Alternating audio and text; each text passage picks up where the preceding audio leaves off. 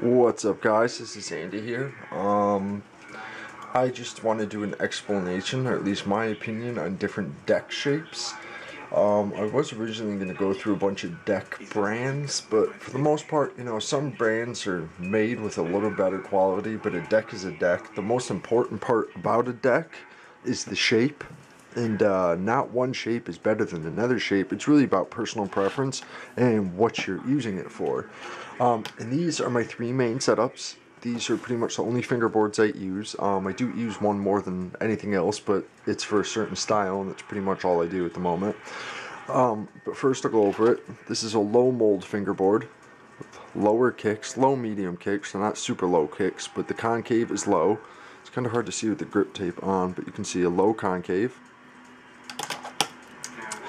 And that's a P-Rep low mold, which is my favorite deck ever. This is a Berlinwood wide, not the wide low, this is the wide. This is with the deeper concave. It has medium concave and medium kicks. As you can see, the concave is a little deeper. And then this is one of my custom decks that I made. It just has a Black River sticker on the bottom. And this, it doesn't have high kicks, but it has medium high kicks and medium high concave, as you can see. And I really won't go much higher kicks than this. No offense to him, because he's a great fingerboarder and he's got an awesome channel, but like Frankie from FSS used the Affliction K deck, which has kicks that are like fucking straight up and down. I don't know how he does it. More to him, because I can't even do a kickflip with kicks that high. And if you see this, man, definitely send me a message. I'm curious on how you use that and why you prefer it. Anyways, I'll stack them on top of each other so you can see the kicks. The differences. Lowest kicks. And what I mean by low kicks is the angle of the kick relative to the flat part of the board. I don't know the actual angle, so don't ask me. So these would be the lowest kicks, medium kicks, and then higher kicks. You can see the difference. And certain people stick to one shape and they use that shape non-stop for everything. For the most part, I've really been using a low shape, but it's really from what I've been doing is a lot of technical stuff like small rails and small handrails. I don't do a lot of transition and shit like that or circus tricks. But my opinion on the shape of a deck, it's not only personal preference, which you feel more comfortable with, but I feel certain shapes are suited better for, different things. Like a low mold, low concave, lower kicks. I feel these are a lot better for technical tricks. I mean, like low rails, if you're trying to do flip tricks on and off. The reason for that is the lower kick and the lower concave is going to give you a little more preciseness. It's going to allow you to, if you're doing a kickflip, if you're struggling with your kickflips, this will help. With the low mold and the lower concave, I feel my kickflips will flip a lot straighter. And even when I do a tray flip, it'll, flip a lot more evenly. But the problem with a low mold is it doesn't have that deep concave, so it doesn't really fit your finger all that well. It's not like you have something doesn't fit snug to your finger, and because of the lower kicks, you got to work a little harder to get pop and actually get air. And what I mean by that is, if I wanted to ollie over something this high, I'd have to work a little harder with this, just because the kicks are lower. And when you actually do an ollie, sorry, I'm out of the camera view, your finger's actually sliding up and catching like a real skateboard, scooping on the front kick. And the steeper that kick is, the easier it is to get that pop. The medium mold, the Berlinwood wide, which is really good for everything. You can be really technical with it because it doesn't really have that deep a concave. It's just deep enough to fit snug, and the kicks aren't really that high. They're definitely a medium kick. The kicks are a little higher, so it's a little easier to get pop with this, but because of the concave on it, at least with me, this is just my personal opinion. When I'm doing a kick flip, it automatically wants to flail out the back end, and go towards a varial flip. It's not that it has to do it like that. There's a better way of correcting it, With kick flips, and heel flips, it's really about your back finger placement. If you have your finger too far to either side, it's going to flip one way. If you have it too far to this side, you're going to hard flip. And too far to this side, you're going to varial flip. So with something that's a little more concave, it's not that you can't flip straight, it just takes a little more effort. You have to be more conscious where your back finger is. Opposed to this low mold, you still have to be conscious to a certain aspect, but you know, for the most part, I can really place my back finger on this wherever, and I'm still going to get a straight kick flip. You know, so this is good all around. This would be a good general board for cruising through the park or something. You know, if you want to hit a little rail and then go right into a big ass stair set or a big vert ramp or something, whatever you do. So this is a good all around. You know, when I actually go out fingerboarding, if I'm going somewhere and I know I want to fingerboard, I would bring this because this is good for everything. If I know I'm just going to do something technical like little rail tricks, I'll use this. And then this deck I made, which has the deeper concave and the highest kicks out of all my setups. This is really good for transition, and I mean like vert ramps, you know, mini ramps, quarter pipes, stuff like that, little banks. Because the deeper concave gives you a really nice dip, and your finger really fits in there. It feels really snug. You have a little more control. And this is better for big obstacles. If I was trying to, you know, like that picnic table I have like this, it's just a little easier to get pop out of this. Not because of the actual how the deck's made, because it's got a higher kick. The kick is steeper on it, so it's going to catch more on my finger. So sorry, I'm trying to do it looking through the camera. So to do, you know, like a kick flip that's really high over something, or ollie onto something really high, it's going to be easier with this. And also because as that deep concave, when you're doing a lot of that transition stuff, like up and down banks and back and forth and all that 9 yards, the, you know, the actual concave walls, you know, conforms to your finger so it doesn't slide away. But then again, you could also use this for everything. And you guys just saw the kick flip I did. It automatically, because of the concave and the higher kick, at least how I fingerboard it, automatically, you know, my kick flips won't flip straight. They want to kind of kick out a little bit, which is, you know, it's not a big deal. I can still correct it. It's weird going through different shapes. It's like the most unnatural feeling in the world, going from a deep mold and switching right down to something like this. Not that it's impossible, as you can see, I just did it, you know. You know, it's a little uncomfortable. But like I said, this would be more for vert and bigger obstacles. You can use it for anything. Or, you know, like, it's great for outdoor setup, you know, because most outdoor obstacles are pretty big. And this would make it a little easier. Great for vert, like a half pipe, mini ramps, and stuff like that.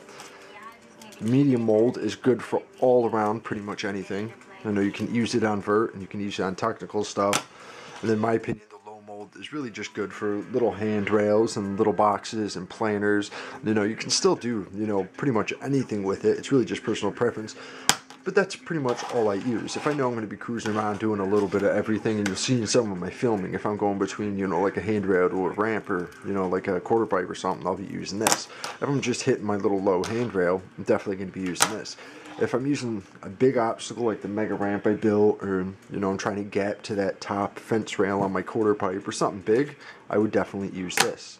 And hopefully that helps some people, because I know some people are new out there and really don't know the difference between the decks. And given some people might think I'm backwards, this is just my personal opinion on it. This is what I use, but this is what I feel. And also another thing, like for doing tray flips, it's a little easier with the higher concave, just because you have a little more to flick off of. The higher concave, you're going to be able to flip a little faster because you have a little more, you know, I guess a little tension in the higher kick, so it'll flick faster, but it'll flick a little more crooked. This takes a little more effort to flip the kick flip, but it'll flip straighter. You know, and this is a good in between. Oh, damn it. I don't even know what I'm doing. Just flailing it around, basically. And anyways, these decks are not for sale yet. Someone did comment and ask me. Neither are the wheels. Let me show you guys. Give you a little promo of the wheels. Someone asked if I'm selling the wheels yet, and I did sell a bunch, and I'm out of stock. Well, I do have some, but not really that much. I'm waiting for the rest of the stock to come in, which should be in here in a couple days, and it'll take me a couple days to mod them all and put the new bearings in. Anyways, most part, the wheels I use are my own custom wheels. They're pretty similar to like a Star Fingerbird, the S2 wheel, or I a P-Wrap CNC lathed wheel. It's pretty much the same wheel. I get them right from the distributor, you know, get them wholesale. And what I do is sometimes I change the rounding on them. I made like a little custom lathe, but for the most part I leave the rounding the same. I change out the bearings and I modify to make it a backless wheel so they'll fit on Black River trucks. Which is really nice, and I also glue the bearings in with some really awesome glue combination that I made, which works really well. I don't have a problem with the wheels popping at all, at least not yet, and they work on Y trucks, Black River trucks, and, you know, regular TechDoc Longport trucks, or, you know, like a dump truck, which is great. And the reason why I'm making these is there's a lot of companies that sell Black River Edition wheels out there, but the price is usually a minimum of $35 for a set of these wheels. Like these, they're awesome wheels, and I love them. These are flat face G4 wheels, which really don't roll that well. They've never really rolled any better than this. I think I just got a defective set. Maybe the bearing sucks, but that's probably the best they'd ever rolled. They roll better now than they did when I first got them, but they are an amazing wheel. But these tiny ass little fingerboard wheels are $35. So the reason why I started modding wheels to begin with is because I didn't want to spend that much personally for myself. Now I've been modding them so I'm able to sell these, and they've sold in a few different versions. The colors I have here are these are the Buds, the M30 blues, and then the China whites. And then also, I don't have them out, I have the black tars, and those are the only 4 colors that I have at the moment, that I really will be selling probably, is those 4, because each color has its own different feel. They all pretty much feel the same, but each color variation is a little different in their hardness. The white is probably the second hardest, the black is the hardest, the blue the third, and green the fourth. They all work really well. They all just feel a tiny bit different, not much big of a difference. But like I said, I'll be selling them in 2 different options. The ones that come with the stock bearings, which I think these are, which roll pretty nice, which are I think actually ABAC 7 bearings, so they're really nice bearings to begin with. And then these, which are kind of gunked up, but I've been using them for a while, these are the ABAC, I think 11 or 12 bearings, actually 12 tiny little ball bearings in there. You can see you can blow it and it rolls. These got quite a bit of use on them. They were on a different setup before this and they still roll really nice. The ABAC 7s, Black River Editions, will be $9.99. And then the ABAC 12s, which are actually in here, these are the 7s. These are the 12s, will be, what was it, $13.99 I priced them out at. Each set will come with a set of my custom bushings and some stickers, and I'll probably throw in some grip tape. I've been working on some cool grip tapes too. And then the decks, when I sell the decks, they'll probably be, you know, like $14.99. And this is not the only shape deck I have. I have a low mold and a medium mold I'm working on. It just takes a lot of time. They are made in metal molds. I originally made the molds, I guess like a plaster mold, do you want to call it, or a Bondo mold. But since I've ordered a mold from NFB Molds, it's a CNC milled mold. I have 3 different shapes. So when I'm ready to go, I got to set up a website and stuff, and you know, figure out some other stuff. But they'll probably be around like 15 bucks. You know, and this isn't including shipping, but if you're shipping in the US, the stuff's really cheap. It's a couple of dollars at the most. But that's probably about it for now. While I'm on the topic, I am also looking for people to beta test my wheels and give me feedback. So anybody who has a set of Y trucks or Black River trucks, get in contact with me or send me a quick video. And the reason why I'm not selling the rest of the wheels I do have in stock is for this reason, is so I can give some away for free. Not only to, you know, get them out there so, you know, people will buy them and see, you know, that the product's out there, is I want people to use them and give me their feedback on the bearings, the wheel pop, the whole 9 yards. So if you're a decent fingerboarder, and, you know, honestly, I don't even care if you're decent, but if you fingerboard enough that you know about wheels, and can at least prove it in some way, let me know, and I'll send you a free set of wheels and some custom bushings that I made, which are these yellow ones, and no, I don't have them in these setups, they're in the other setups. I'll send you some bushings, some grip tape that I've been working on, and a set of wheels and a bunch of stickers, and that's about it. And then you can make a video for me, give me your feedback, and thereon. And I'm not looking to sponsor people because I'm not at that stage yet, so do not ask. But I am looking, I guess, to flow people, give them free shit for free, I guess for feedback and publicity. So hit me up. Yeah, I'll put my email under the link, or you can comment on here.